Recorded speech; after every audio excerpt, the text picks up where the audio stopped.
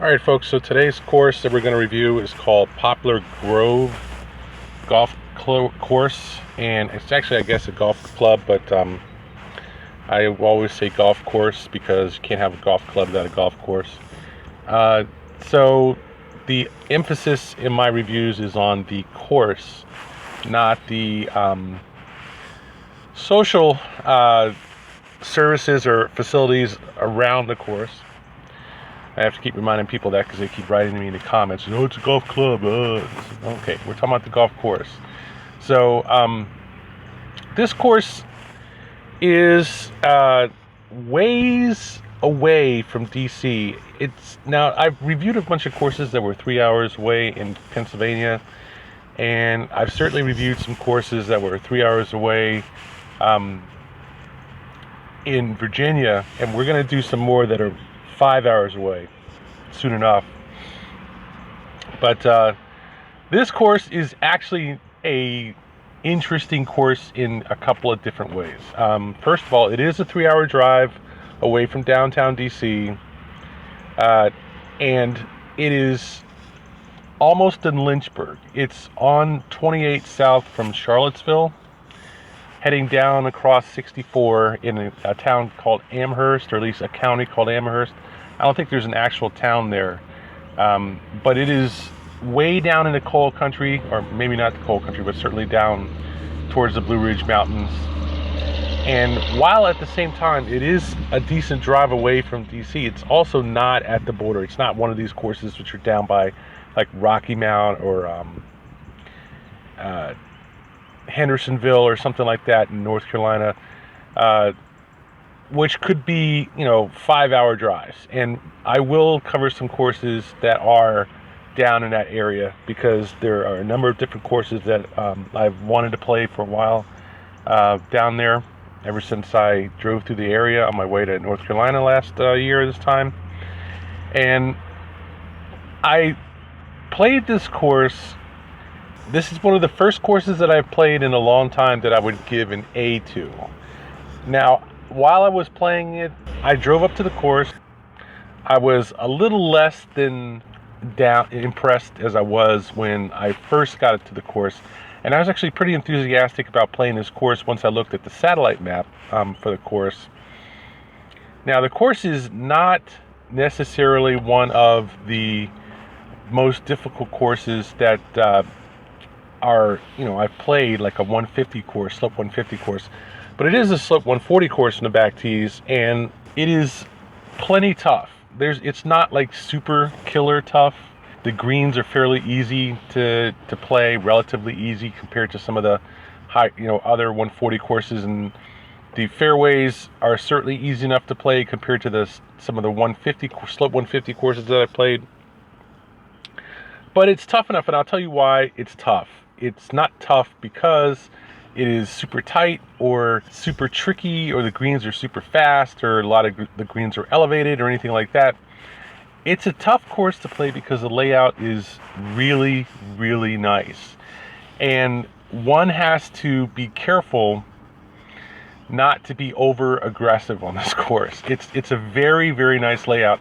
Very picturesque environment. It's a neighborhood course, you could say, but the difference between this and most other neighborhood courses is that it is a huge, huge neighborhood. This is one of those estate neighborhoods, but there are, I would say, maybe one or two houses per hole, whereas on most neighborhood woods courses there are probably 20 or so houses on most of them. Some of them you'll see maybe 10 or 5. This one tended to have only 1 or 2 houses per hole. I mean, they were nice sized houses. This is the middle of Virginia, so you don't have to have a really big house for it to be expensive.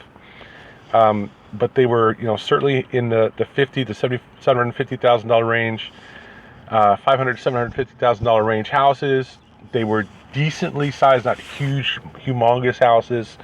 But the one thing that I do have to bring it down a little bit about this course is that the houses tended to be, unfortunately, somewhere near the tee box. And there were actually lots for sale, not too many lots for sale, but some of the lots for sale you could see where they had a lot for sale near the tee box that hadn't been built at all. There was no, the trees hadn't been cleared, anything like that, but you could still see a sign here and there where there was a lot for sale near the tee box. For example, near, I think, 15th tee box, there is a bathroom, building. Nice, nice place. I mean, believe me, well, actually, okay, that reminds me of something else that I didn't really want to give it an A, high A for. But the scenery is nice, nice Blue Ridge Mountains off in the distance, and not way off in the distance, but, just maybe a mile or so off from the course. Really nice landscaping. The course was in good shape, even considering that it was March or first week of April. The holes, the greens, the fairways, everything was really well laid out, not too tight, not too wide, not really tough, but still a challenge. It was tough enough. Anyway, so the point is, it has a kind of crappy, I would say not crappy. It's not crappy. It's a restored, like, colonial house. Nothing really ostentatious. It's not like it's got, like the one I played at Independence, which was a really big, Southern mansion. I don't know what you call that style. But this is much more of a turn of the century kind of place. 17th century, I would say. brick face and a few columns here. More like a nice cabin kind of place, 2 floors. But that's it. They didn't have a real banquet area in this place. No real restaurant in this place. They actually had a food truck outside the place with some nice people working there, and they drove around the course, all the time. It definitely wasn't like you're out there in the course and abandoned by the food service. Not at all. But it still was really kind of cheesy in a way. Because a food truck, I mean, seriously, I've never been in a golf course where I've seen them serve food at the course with a food truck. It was like being at a 35 to 50 softball game where you go out to the game, and out in the parking lot there's a food truck out there. And the clubhouse was this really tiny, small place outside the building. It wasn't even really part. Obviously, they didn't convert it into a full. It was just like a restored historical site, and so it was underwhelming. And I really think that was a letdown compared to the rest of the course. It just wasn't anywhere near what I would call a decent facility, but at the same time, it wasn't shabby. It wasn't some crappy place. It was all relatively well done, relatively restored or whatever. But even, like it kind of had the look and feel of like the Bear Claw place that I played in Tennessee. But that was a far better clubhouse than this one. I didn't even go in the clubhouse to really look at it. It was so small. I had no real need to go in there, so I didn't. The guy came out with this little iPad and took my payment outside the door. And it was just I mean, I can't in any way compare the clubhouse and food facilities at this place with any decent course that I've ever played at. It was that meager. I won't say shabby. I won't say cheesy. I won't say, it was bad. At least they had something, but it was still very meager compared to other courses. So those two things were the letdowns of this round. The fact that on the holes where there were houses on the holes, the houses tended to be at the tee box, which is not optimal. I mean, you don't really want to play golf 50 yards in front of somebody's house, much less 2 houses side by side, things like that, which was very much the case on at least 1 or 2 of the holes. However, a lot of the holes did not have houses on them, but most of the holes did have at least one house somewhere near, right there. If not right on the side, then it was behind the stand of trees, or it was up at the top of the hill or something like that, but it was near enough to it. All right, so let me quickly make some sense of the course in the 5 or so minutes I have left. Really nice layout. A big spacious course with a nice layout, nice challenging holes. Nothing really tough, but not too easy either. And certainly long enough from the back tees to play and enjoy the round. Now, I will say it was big enough and open enough to the point where you kind of get this, miniature.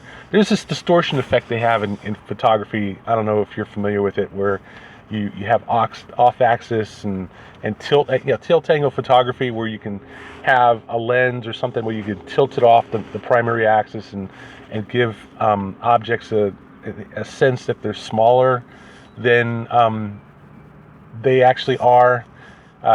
It was sort of like that. The course was so big and had so much space that it seemed that things were bigger or smaller than they actually were.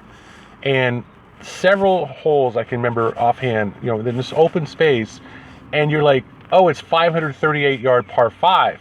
And you're like, oh, well, it's 538 par 5, but everything looks like it's just not the right distance. It's right there in front of you, or it's too far away, and everything. It's just a weird kind of feeling. And if you didn't follow the markers, and they have markers out there in the course, they have white, blue, white, and red out there, markers out there in the course. If you didn't look at those markers, you would never guess the yardage correctly on quite a few of the holes. It's so big and so spacious. And so it's kind of cool. You get plenty of room to hit drives. You have plenty of room to hit 3 woods and not a lot of trouble around the greens, but it's not like so open. You don't have to worry about missing greens by 50 yards or not missing the fairway with a 3-wood or not missing the fairway with a driver. It's kind of got that right amount of balance where there's enough space. In fact, the first hole is up on top of this hill, and you can see when the tee box is up on top of this hill, and you can actually see the clubhouse and the parking lot from that tee box, and they are very much in range. If you go far enough right on that tee box, you are absolutely going to put a ball in that parking lot. And so the funny thing about it is there isn't any other place to park except there, or farther down from down the fairway, or a little bit off to the right, but not a lot. You really have to be careful playing that first hole not to let a ball try to go up in that parking lot, because you're trying not to hit it in there, which is almost a recipe for disaster. To try not to hit a ball with a cut or off to the right into someplace off the fairway almost guarantees that that's where it's going to go. It's like absolutely, because when you hit a shot like that and you're like, don't go right, and what you'll do is mentally pull the shot to the left, and that's going to cut it right there. That simple thing where you flip the wrist or you pull the wrist or whatever. If you can't control that wrist flip, you're guaranteed to pull or cut the ball off to the right on a draw, on a cut shot on a drive. So it's a very challenging first hole for that reason. And then the second shot is like over this hill down to a green. You can't see it unless you're on the far side of the hill. They had a fair number of blind shots where you just had clues, like there was a tree here and a tree there that you had to work with. It was a really nice course. I thoroughly enjoyed playing this course. It was not one of these courses like I played another round on Sunday at Twin Lakes, Alexandria. Is it Alexandria or is it Fairfax? Fairfax, I guess. And having played that course so many times, one of the problems that I had with it playing it on Sunday is I was just too aggressive with the course. It is one of those courses where it's not a very difficult course, but if you can make it very difficult, I'm talking about Twin Lakes, can make it very difficult if you try to play it too aggressively. You have to respect the fact that it's still a golf course and you're still a sucky player and you have to keep yourself from trying to go out there and play it like, I don't know, Jordan Spieth, let's say, for example, or Phil Mickelson. I think this is one of the big problems that Phil Mickelson has, is that he's just too aggressive. He thinks he can make every freaking shot that comes to his head, and it's just, he just doesn't often make those shots. And that's the sad thing about him, is he has no idea how to stop himself from just having a shot come to his mind and go, oh, I'll try that, sure, no problem, and that's how he gets tens on a par 4, which is ridiculous. That he's a 55-year-old golfer hitting tens in a PGA tournament. So it's not that the course is hard or easy or whatever. A lot of times, I myself, and I will say other people probably as well, get into trouble playing golf because we try to hit shots that are just beyond our skill level, to use that phrase, okay?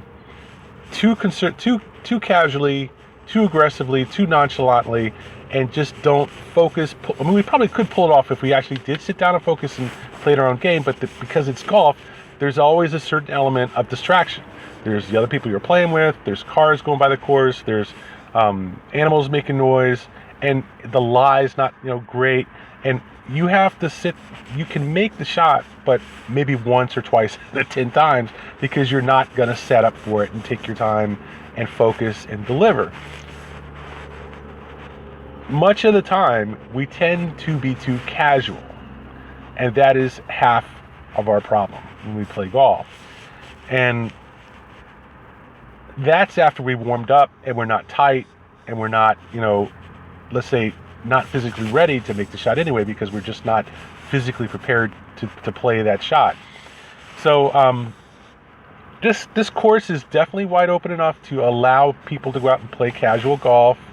It's definitely interesting and challenging enough to allow people to go out and play challenging shots, good shots, and it's definitely spacious enough to allow people to go out and just get air. Get out and get air. Get out and see the mountains. Get out and see the scenery. And it's a really nice environment to play golf in. There's a big lake that is in the center of the course that 4 holes or so go around this lake. Really nice, challenging shots. I always like to see lakes in courses because it's nice to play shots around a lake. It's just a different type of golf. And I just enjoyed it. I enjoyed the hell out of this course. For what they charge, and I think the course was $45 or $55 with a cart. It was like $58 with a cart on a Saturday, first week in April. It was a blast. However, I will admit it was quite a drive out to this course. It's 2 hours from DC to get to Charlottesville. And Charlottesville is never one of those places that's an easy drive from DC, because you either have to go through, past Warrenton or past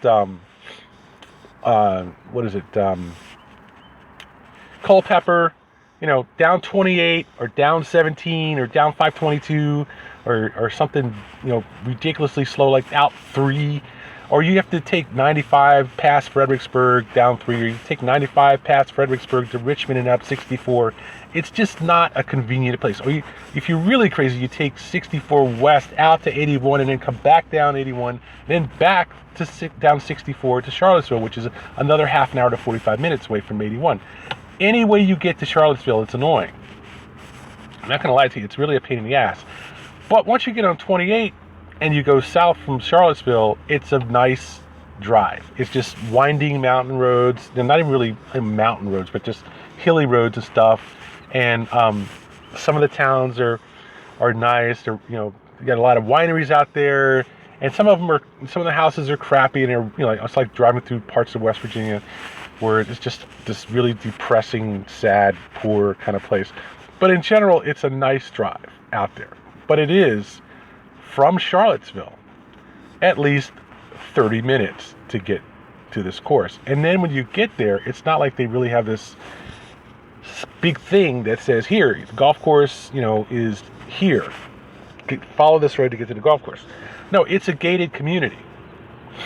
So it did. I got there, had to call the golf course. I was like, how do I get there? He's like, well, you pass the construction sign back there, to get where you are. So go back to that point and then go on through the construction sign to get to the course. It's like yes, it's an awkward course to get. You will have to spend quite some time to get to this course, but it is well worth the drive.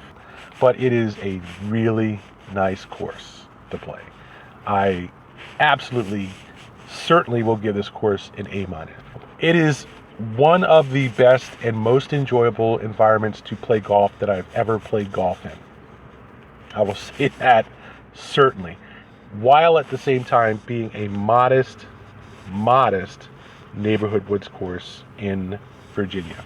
That's Poplar Grove Golf Course in Amherst, Virginia, and that is certainly an A- course, and I heartily recommend the course. So I'd like to add one more thing to this, just based upon the follow-up round I played at Twin Lakes the weekend, or Sunday. I played Saturday at Poplar Grove, and then I played Sunday or Monday, I forget which one of the two, at Twin Lakes up here in DC. And so this raised the question, is why do people play golf? Why is it that we play golf? Everybody has a reason that they play. You don't pick up a golf club and go out to a course. You don't go through the hassle of going to a golf course for no reason. There is a reason that you do it, whether you're a kid, whether you're in your 20s, whether you're 30s, 40s, 50s, whatever. There is a reason that you play. And what I would like to ask any of the 4 people who watch my videos, who will watch this video, is if they would comment. And I would appreciate your comment if you would just give me a few words, a sentence or two, and tell the world why you play golf, honestly. And I will admit / give my story here, and I apologize for dragging this video out 25 minutes, but here's the story. I play golf because I like to challenge myself to make shots that I can't make regularly or easily. I also play golf for the travel. I also play golf for the experience of going different places. I play golf so that I have to drive somewhere to play, because driving out somewhere and back gives me an opportunity to have some scenery that I normally don't see. Gets me out of the office, gets me away from my computers, gets me off the phone, gives me some time to think about life and things in my life, and so on and so forth. And it also gives me the opportunity to play courses that I haven't played before, so different experiences. And it also gives me the opportunity to meet people that I wouldn't normally meet, and to socialize in situations that I wouldn't socialize the same way because it's the same people. The one thing that I've found to be somewhat negative about meeting the same people all the time, or every time I go out and play golf, going to the same courses, is so forth, is it becomes a routine. I fall into a rut. There are things I can do and things I can't do with these people, things I can say and things I can't say with these people, and I reinforce negative tendencies more easily than I learn something positive from playing with the same people all the time. So I do enjoy meeting new people, different people, and I've met a whole host of different people out of all the courses that I've played. Going to different places and so forth has been a outward, socially positive experience for me. And for that reason, I have a bunch of reasons why I like to play golf. And I do prefer playing from the back tees whenever possible, because it helps me to become a better player. I practice hitting longer shots, longer tee shots, tougher tee shots in the tougher situations. But we ran into this dilemma, and I have to admit this was a dilemma I ran headfirst into this dilemma when I played in my round at Twin Lakes. And that is it too tough to play from the back tees? Are the forward tees tough enough? And are they serviceable enough? And is it a good idea to mix learning how to play from the back tees with playing with people who could play from the back tees, but rather would just go out and play a casual round of golf? And what I'm saying is that this was a time when there was a conflict, an inherent conflict between people who weren't trying to stretch their game, were just trying to play a casual game, and people who wanted to stretch their game, were willing to play with a little egg on their face. And it had its sort of like pluses and minuses. Now, I would say if you really don't want to play from the back tees on a golf course, that you shouldn't play from the back tees on a golf course. What you shouldn't do is agree to play from the back tees and then complain about playing from the back tees. Same thing. If you want to play from the back tees, don't agree to play from the white tees and then complain about playing from the white tees. Either play from the back tees or play by yourself. Either play from the white tees with the other people, play from the back tees and accept the fact that you're not playing from the same tees, or play by yourself. But what I've learned in life, one of these things I've learned is don't make a decision and then waffle. Okay? Don't agree to do something and then complain about doing it. If you're going to complain, keep that in mind the next time and then don't do it. So what I would point out is that one of the problems of playing golf as a social interaction is this desire to go along, to get along, yet be unhappy with the fact that you are doing it. Okay? It's a bad thing, in my opinion, to do something you really are not happy with and keep doing it, and then complain to the people who want to do it, who enjoy doing it. Because what you're telling them is that you're more concerned with being part of the team than being happy the way you want to play. So this was a complex kind of situation, because we got to the 18th tee box, and then all this stuff started coming out after we've already finished the round and we're on the way on the last hole. And I realized that there were certain things about the fact that I was playing with somebody or someone and his son who were quite decent golfers. And I enjoyed the competition with these players. But at the same time, there was another guy we were playing with who didn't enjoy playing from the back tees up in the long run and would have rather played from the white tees.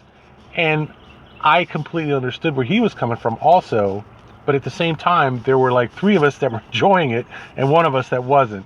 And they're like, well, we could have played from the white tees. And it's like, yeah, you pretty much would have had the same challenge playing from the white tees. And I said, no, we wouldn't have, because if you want to play from the white tees, obviously the black tees were more of a challenge than you wanted. So you can't say it was about the same, right? And it just ipso facto, that was where we ended up with this round. But aside from that one point, that one part, okay, I think in general, golf teaches us a lesson about the individual and about the group and about rising to challenges and playing within your means, and about finding a sort of middle ground where you get some of both, okay? And when we get into a situation where it's all one and none of the other, and you want kind of a mixture of the two, then things change one way or the other. And that's good. But the whole thing is, hopefully, it happens in a gentlemanly manner. We don't have yelling, arguing, fighting, throwing clubs, threatening, none of that stuff. It happens in a gentlemanly manner. And this, I think, is one of the important things about golf that I really like about it, is it gives people an opportunity to be vocal and to express their opinions and so forth, and also to play a sport which isn't easy, which is physical and mental at the same time, but it encourages a gentlemanly approach to all of this. And the people who really upset me when I'm on a golf course are the assholes who, and you know what I'm talking about, people who are just assholes on a golf course. They do asshole things, they act in an asshole manner, and they don't really give a fuck if they piss other people off. In fact, they're kind of happy about it. Thank you for listening to my opinion, and I hope that you've enjoyed this video.